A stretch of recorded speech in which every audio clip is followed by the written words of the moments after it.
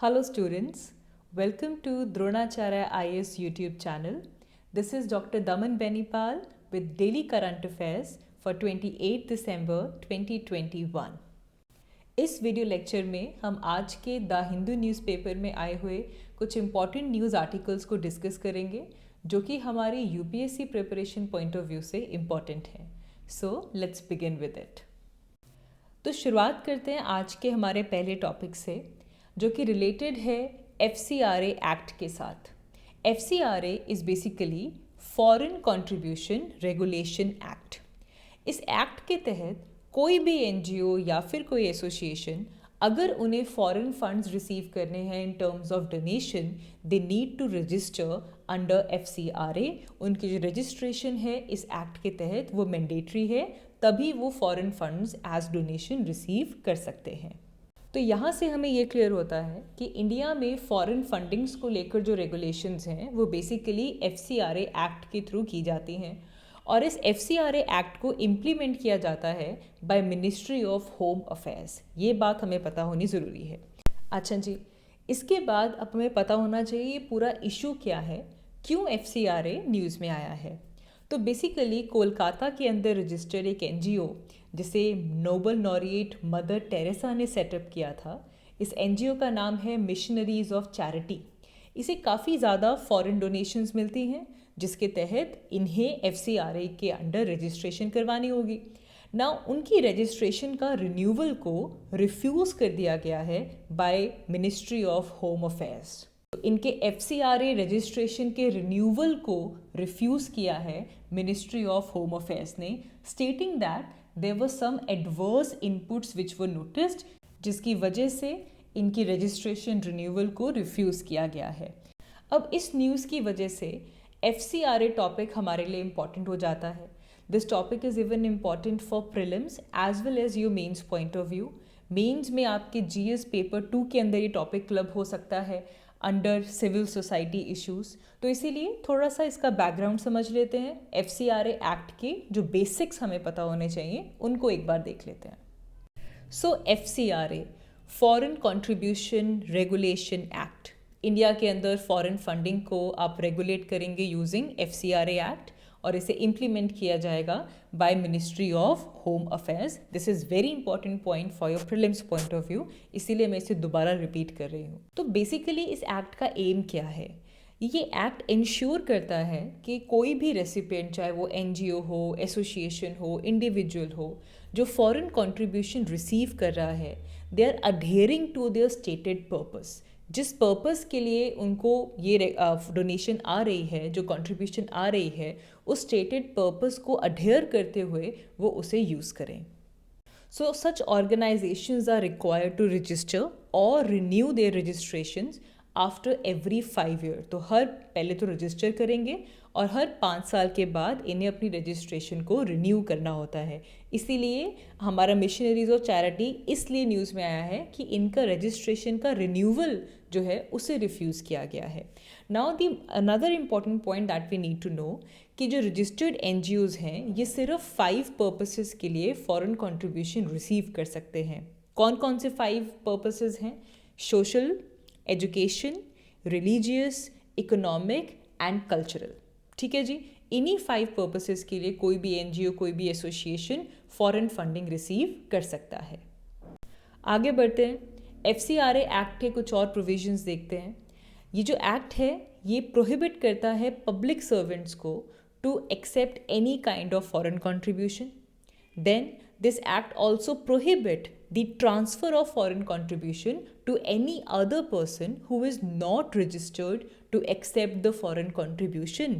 ऐसा नहीं है कि कोई और ऑर्गेनाइजेशन ने रिसीव किया फॉरेन फंड को लेकिन आगे ट्रांसफ़र कर दिया किसी ऐसे पर्सन को जो कि रजिस्टर्ड ही नहीं है to accept the foreign contribution. तो ये इस चीज़ को भी प्रोहिबिट करता है. Along with that, it is important to know that Aadhaar number is mandatory for all the office bearers or the functionaries to receive the foreign contribution. It serves as an identification document. So Aadhaar is very important for registration under FCRA. इसके बाद एक और चीज़ याद रखेंगे, जो foreign contribution है वो सिर्फ और सिर्फ उस अकाउंट में रिसीव की जाएगी जिसे FCRA अकाउंट डेजिग्नेट किया गया है। एंड यूजुअली ये state bank of India new Delhi की ब्रांचेस के अंदर ही डाला जाता है।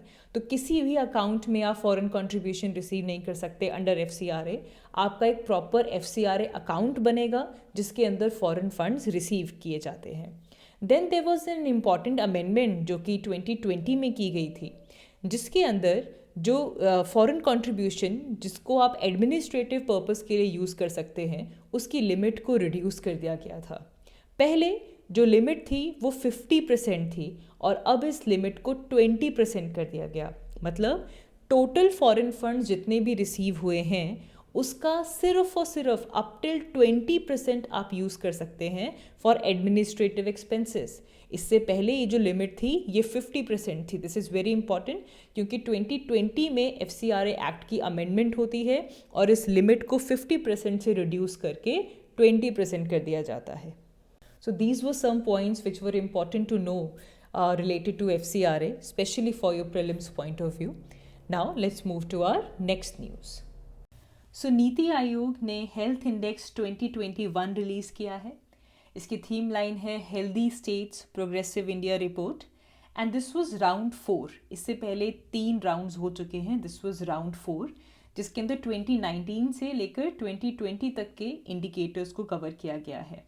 सो बेसिकली 2017 में नीति आयोग, जिसमें नीति का फुल फॉर्म है national institution for transforming India, तो 2017 में NITI Aayog along with ministry of health and family welfare and world bank, ये 3 चीज़ें याद रखेंगे, NITI Aayog plus ministry of health and family welfare and world bank, इन्होंने इनिशिएट किया एक एनुअल हेल्थ इंडेक्स जो कि ओवरऑल परफॉर्मेंस और इंक्रीमेंटल परफॉर्मेंस को ट्रैक करेगा of India states and UTs.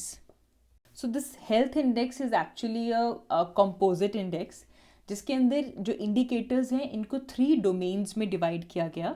Number 1 is the health outcome, number 2 governance and information and number 3 की inputs and processes. तो बहुत सारे इंडिकेटर्स हैं जिनको 3 डोमेन्स में डिवाइड कर दिया गया। सबसे पहले health and outcomes, number 2 governance and information and number 3 is की इनपुट्स एंड प्रोसेसेस। यहीं पर एक और चीज़ नोट करेंगे, इस साल का जो हेल्थ इंडेक्स है इसके अंदर 3 न्यू पैरामीटर्स को ऐड किया गया। First parameter is MMR, maternal mortality ratio. इसके अंदर we calculate the deaths which occur due to complication from pregnancy और चाइल्ड बर्थ। प्रेगनेंसी और चाइल्ड बर्थ के दौरान कि कितनी मदर्स की डेथ हुई उसे इंक्लूड किया जाता है under MMR। Then secondly proportion of pregnant women who received 4 or more antenatal care. Antenatal care is basically the health care which is provided during pregnancy. Pregnancy के दौरान जो health care receive किया जाता है by the pregnant woman उसे बोला जाता है antenatal care. तो कितने women's ने pregnancy के दौरान antenatal care को receive किया उसका proportion यहाँ पे लिया जाएगा. And number 3 is the level of registration of death. कितने डेथ को रजिस्ट्रेशन किया गया है, इन 3 न्यू पैरामीटर्स को ऐड किया गया in the health index. And one more important thing, हमारा ये जो हेल्थ इंडेक्स है ये हमारे सस्टेनेबल डेवलपमेंट गोल्स जो हमारे टारगेट्स हैं उनमें हमारा goal number 3 which is about good health and wellbeing इसको भी कवर करता है। It is tracing the indicators of goal 3 on good health and wellbeing. Then जैसा कि हमने कहा कि इस हेल्थ इंडेक्स में there are so many indicators जिनको हमने 3 मेन ब्रॉड कैटेगरीज में डिवाइड किया है, health outcomes, governance and information, key inputs and processes. Health outcomes में for example we have parameters like neonatal mortality rate, under 5 mortality rate, sex ratio और इसी में अब इंक्लूड हो जाएगा MMR। ये सब मिलकर बनाएंगे हमारे हेल्थ आउटकम्स। गवर्नेंस को लेकर कितनी इंस्टीट्यूशनल डिलीवरीज हुई हैं along with average occupancy of senior officers in the key post, तो ये सब गवर्नेंस से रिलेटेड हम इंक्लूड करेंगे।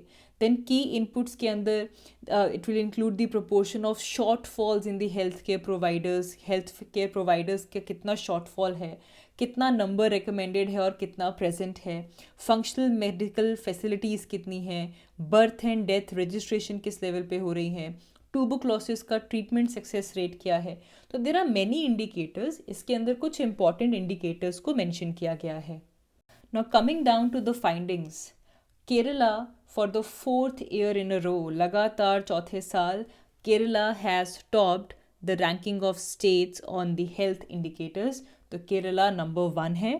साथ ही में याद रखेंगे Uttar Pradesh has come at the bottom of the index. तो अगर हम स्टेट्स को डिवाइड करें as larger states and smaller states, तो लार्जर स्टेट्स में Kerala, Tamil Nadu and Telangana, they are the 3 best performers in terms of their overall performance. Uttar Pradesh का लोएस्ट ओवरऑल परफॉर्मेंस रहा है एंड इसीलिए इनका जो रैंक है वो 19th है इस साल के हेल्थ इंडेक्स में. स्मॉलर स्टेट्स की अगर हम बात करें तो Mizoram has emerged as best performer in terms of smaller states. आगे बढ़ते हैं. हमारी next news flex fuel vehicle से रिलेटेड है. तो ministry of road transport and highways ने ऑटोमोबाइल मैन्युफैक्चरर्स को फ्लेक्स फ्यूल व्हीकल्स मैन्युफैक्चर करने के लिए कहा है, जो कि हमारे BS6 नॉर्म से कंप्लाई करेंगे और इसके लिए इनको 6 months का टाइम दिया गया है. So now let's understand what are flex fuel vehicles. Flex fuel vehicles क्या होते हैं, let's understand. So flex fuel vehicles, they are basically modified versions of vehicles. Modified versions कैसे? ये दोनों चीज़ों पे रन कर सकता है. They can run both on gasoline as well as blended petrol with ethanol. Pure आपका जो गैसोलीन है उस पर भी वर्क कर सकता है और अगर आप पेट्रोल को ब्लेंड कर दें with different levels of ethanol, ये उसके साथ भी फंक्शन कर सकता है. ऐसे व्हीकल्स को बोला जाता है फ्लेक्स फ्यूल व्हीकल्स. नाउ इसको लेकर हमारे पास सक्सेसफुल एग्जांपल ब्राज़ील से आती है. ब्राज़ील में right now they are being successfully used by the people over there and ये काफ़ी अच्छा एक ऑप्शन है टू स्विच द फ्यूल. तो ऐसा नहीं है कि एक नया एक्सपेरिमेंटेशन है, इसको लेकर ऑलरेडी ब्राज़ील के अंदर flex fuel vehicle successfully work कर रहे हैं. तो अगर हम सिंपल शब्दों में बात करें, फ्लेक्स फ्यूल व्हीकल्स एक अच्छी अपॉर्चुनिटी हमें प्रोवाइड करता है ताकि हमारा जो बायोफ्यूल्स का यूज़ है हम उसे इंक्रीज़ कर सकें. हमारे जो व्हीकल्स रन कर रहे हैं उनके अंदर हम बायोफ्यूल को यूज़ कर सकें. इसी रिगार्डिंग कुछ टाइम पहले मिनिस्ट्री ऑफ रोड ट्रांसपोर्ट और हाईवे ने एक ड्राफ्ट नोटिफिकेशन भी इशू किया था for the mass emission standards for E12. E12 मतलब हमारा जो गैसोलीन है it will have blend of 12% ethanol and E15 fuels. तो बेसिकली इनका जो यूज़ है हमारे ऑटोमोटिव फ्यूल्स के तौर पे यूज़ करने के लिए, तो E12 और E15 फ्यूल्स को लेकर भी notification ministry of road transport ने इशू किया है. Why do we want to switch towards flex fuel vehicles? क्या एडवांटेज है ऐसे व्हीकल्स की? तो सबसे पहली चीज़, ये हमारी जो डिपेंडेंस है पेट्रोल और डीजल पे उसको रिड्यूस कर सकता है. इन अदर वर्ड्स, हमारी जो डिपेंडेंस ऑयल इंपोर्ट्स पे है, हम जो ऑयल इंपोर्ट करते हैं उस पे हमारी डिपेंडेंस कम हो सकती है. सेकेंडली, अगर मैं इन्वायरमेंट पॉइंट ऑफ व्यू से बात करूँ, दीज आर इन्वायरमेंटल फ्रेंडली, बहुत ही कंपैरेटिवली लेस पोल्यूशन ये क्रिएट करते हैं. इसी सेम चीज़ को नाउ बिकॉज इसके लिए हम यूज़ करने वाले हैं हमारा बायोफ्यूल इथेनॉल, जिसकी प्रोडक्शन कहाँ पे होगी, डोमेस्टिकली होगी. तो इसीलिए इसको लिंक किया जाता है विद आत्मनिर्भर भारत अभियान. हमारे इंपोर्ट्स कम होंगे और डोमेस्टिकली जो हम बायोफ्यूल जनरेट कर रहे हैं हम उसको यूज़ करेंगे. तो इसलिए इसको लिंक किया जाता है विद आत्मनिर्भर भारत अभियान.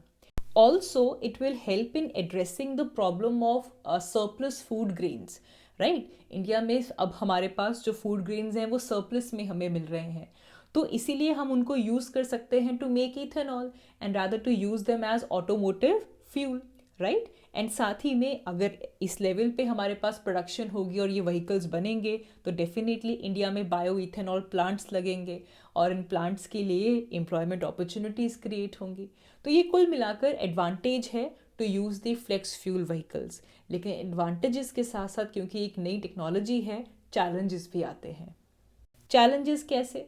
सबसे पहले तो you will require additional investment for the auto companies ताकि वो अपनी प्रोडक्शन लाइंस और टेक्नोलॉजी ट्रांसफ़र कर सकें और फ्लेक्स फ्यूल व्हीकल्स को बनाना मैन्युफैक्चर करना शुरू कर सकें। तो सबसे पहले तो इन्वेस्टमेंट चाहिए। Number 2 is technical challenge.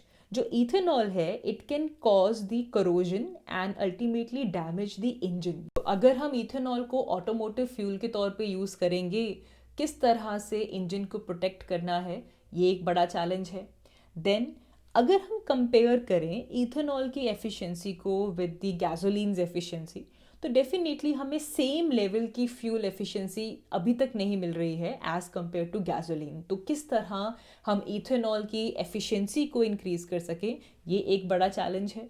And then how to divert the food crops, like जैसे कि शुगर केन, इसको बड़े लेवल पे इथेनॉल प्रोडक्शन की तरफ डाइवर्जन करना, ये भी एक चैलेंज है। बट यहीं पे याद रखें, with challenges comes the opportunities. अगर हम इन चैलेंजेस को सॉल्व करते हैं, it is basically an opportunity for us to open a new way, जिसके अंदर हमारी जो इन्वायरमेंटल कंजर्वेशन है, हमारा जो ऑटोमोबाइल पोल्यूशन है, अलॉन्ग विद इंडियाज़ इकोनॉमी जो कि डिपेंडेंट है ऑन ऑयल इम्पोर्ट्स, एक चीज़ बहुत सारी चीज़ों का सोल्यूशन बन के आ सकती है। सो डेफिनेटली इन चैलेंजेस को अपॉर्चुनिटीज़ के तौर पे देखा जाना चाहिए। आगे बढ़ते हैं। हमारी next news Russia Ukraine conflict से रिलेटेड है। बीते कुछ दिनों में ये कॉन्फ्लिक्ट काफ़ी ज़्यादा न्यूज़ में रहा, बिकॉज आए दिन कोई ना कोई डेवलपमेंट इस इशू से चलते होती रहती है ना। अगर हम इसका बिल्कुल बेसिक स्टैंड समझें तो रशिया ने जो यूक्रेन का एरिया है क्रीमिया, उसे इन्वेड किया है, एंड तब से लेकर अब तक ये जो टेंशन है इन दोनों कंट्रीज़ के बीच में ये चल रही है। Along with that UK has urged the North Atlantic Treaty Organization NATO to speed up the Ukraine's membership in the alliance. तो यूक्रेन चाहता है कि उसकी नेटो के अंदर मेंबरशिप क्लियर हो जाए। नाउ अब यूक्रेन एक ऐसा कंट्री है जो कि ब्लैक सी को बॉर्डर करता है। ब्लैक सी को बॉर्डर करने वाले countries for example Georgia, Ukraine, Romania, Turkey, Bulgaria, ये सब नेटो के अलायंस हैं एक्सेप्ट फॉर रशिया। रशिया भी ब्लैक सी को टच करता है, बट ऑफ कोर्स वो नेटो का मेंबर नहीं है। लेकिन इनमें से एक कंट्री बच गया था which is Ukraine. So now Ukraine is also demanding, urging rather NATO कि वो उनको अपने अलायंस के अंदर इंक्लूड करे। लेकिन इसको लेकर रशिया ने कहा है कि अगर नेटो ऐसा करता है तो ये एक रेड लाइन मूव है and this move will definitely have some consequences. तो ये चल रहा है एक तरफ। दूसरी तरफ हमारे पास Russia is also demanding some binding security guarantee from NATO. And अगर हम नेटो की साइड की तरफ देखें तो NATO is also demanding same kind of securities from Russia.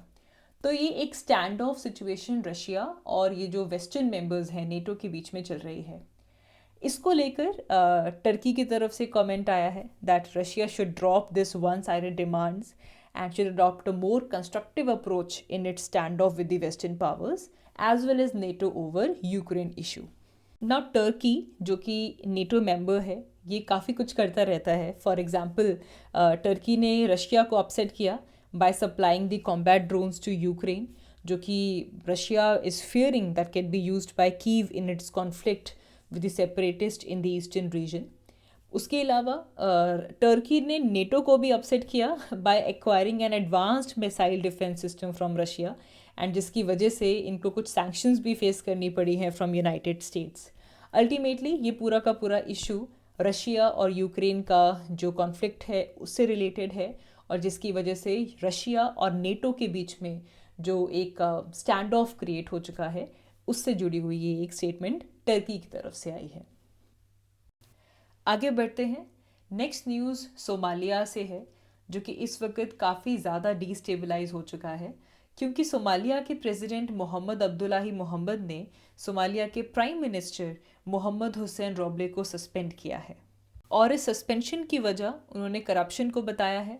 However prime minister is saying that this whole thing is a coup attempt by the president, जिसकी वजह से इस वक्त सोमालिया में ये जो पावर स्ट्रगल है between the Somalia's president and prime minister, इसने काफ़ी ज़्यादा सोमालिया को डिस्टेबलाइज कर दिया है। यहीं पे ये नोट करना ज़रूरी है that Somalia is right now fighting against the al-Qaeda linked insurgent group which is al शबाब।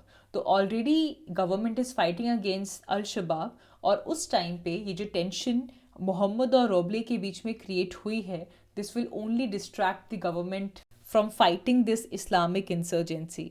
इसको लेकर अगर हम ग्लोबल रिएक्शन देखें तो US and UK embassies are urging both the sides to de-escalate and to refrain from violence.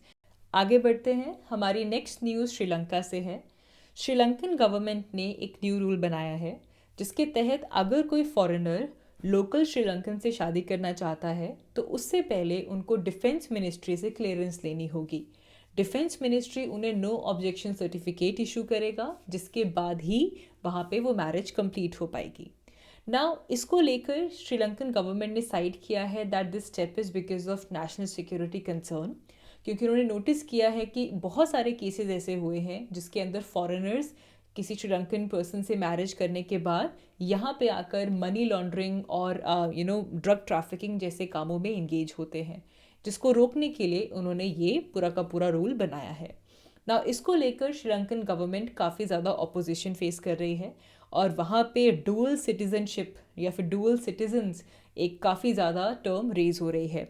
This is because the Sri Lankan president held US citizenship until 2 years ago, and also जैसे ही Sri Lankan president power में आते हैं he scrapped off a constitutional provision that barred dual citizens from contesting election। तो पहले dual citizens election contest नहीं कर सकते थे, लेकिन श्रीलंकन प्रेसिडेंट जैसे ही पावर में आते हैं तो वो इस प्रोविज़न को स्क्रैप ऑफ कर देते हैं, जिसके बाद ये कहा जा रहा है कि उनके brother he is also dual citizen but वो स्टिल ही कंटेस्टेड इलेक्शन और वो फाइनेंस मिनिस्टर हैं। तो ये इशू काफ़ी ज़्यादा चल रहा है, बट हमें इसके और डिटेल्स में जाने की ज़रूरत नहीं है। We just need to know कि कुछ इस तरीके का रूल श्रीलंका में बना है जिससे कि कोई फॉरेन नेशनल अगर आकर श्रीलंका में वेडिंग करना चाहता है तो उनको पहले एनओसी लेनी पड़ेगी from defence ministry.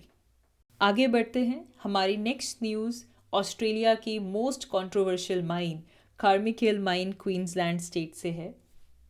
Adani group was fighting this 7-year campaign, जिस कैंपेन को स्टॉप अडानी कैंपेन भी बोल देते हैं। सो ऑस्ट्रेलिया के अंदर और साथ ही में जो ग्लोबल पुश इस वक्त है to refrain away with the use of fossil fuels, and जिसको लेकर ऑस्ट्रेलिया के अंदर climate activist even the green protesters इन्होंने अडानी ग्रुप का इस कार्मिकेल माइन को लेकर, इस पूरे इशू को लेकर काफ़ी ज़्यादा प्रोटेस्ट किया। लेकिन अब finally Adani group is preparing to ship its first coal cargo from Austria to India. हम ये भी कह सकते हैं कि क्योंकि इतना प्रोटेस्ट हमने देखा है for the Carmichael mine that may be this is the last new thermal coal mine which is built in Australia. इसके बाद शायद और कोई माइन ऑस्ट्रेलिया में बिल्ट ना हो सके, and all these protest were keeping environment in mind. And याद रखें यहाँ पे Australia is world's biggest coal exporter ना। ऑस्ट्रेलिया के अंदर जो कोल है that is very high quality coal, और इस कोल का अवेलेबल होना इंडिया के लिए, इंडिया में इस कोल का इंपोर्ट होकर आना, this will definitely be an important source of supply for power plants in India. तो यहाँ पे इस माइन का नाम आप याद रखेंगे विच इज़ कार्मिकेल माइन, जो कि क्वींसलैंड स्टेट ऑस्ट्रेलिया में है। So that is all for today's video. हमने इस वीडियो में आज की द हिंदू न्यूज़पेपर में आए हुए इम्पॉर्टेंट न्यूज़ आर्टिकल्स को डिस्कस किया, specially from UPSC point of view. I hope ये वीडियो आप सबके लिए हेल्पफुल होगी। Thank you so much for watching. Thank you.